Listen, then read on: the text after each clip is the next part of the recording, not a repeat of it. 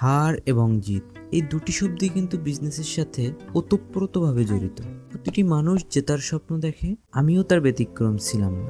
তবে মহান আল্লাহ তাআলা হয়তো আমার জন্য আরো ভালো কিছু রাখছে, তাই হয়তো হার দিয়েই আমার বিজনেসটা শুরু হয়েছিল। আমি 2024 সালে ঠিক রমজানের ঈদের আগে ছোট্ট একটি আতরের ব্যবসা শুরু করি। পুরোটা ছিল অনলাইন বেচ, মানে পেজে ভিডিও ছেড়ে ক্ষুদ্র বিক্রির চেষ্টা আর কি। সেখানে আমার ভিডিওর মডেল ছিল আমার বড় ভাই, যেও কিনা বিজনেসের একটি অংশ ছিল। আমি প্রায় 7 থেকে 8 হাজার টাকার আতর কিনি, আর বুস্টের পিছনে আরও 5 থেকে 6 হাজার টাকা খরচ করি। আরও কিছু আনুষঙ্গিক খরচ ছিল, তবে আমি শিওর আপনারা এর রেজাল্ট শুনে খুবই হতবাক হবেন। আমি মাত্র 500 টাকার আতর বিক্রি করতে পারি, তবুও আলহামদুলিল্লাহ। এ কারণেই হয়তো পরে আমি আর বিজনেসটা কন্টিনিউ করতে পারি না। এই দীর্ঘ বিরতির পর আবার নতুন করে শুরু করতে যাচ্ছি, নতুন কোনো প্রোডাক্ট নিয়ে। আপনাদের কাছে দোয়ার দরখাস্ত রইল।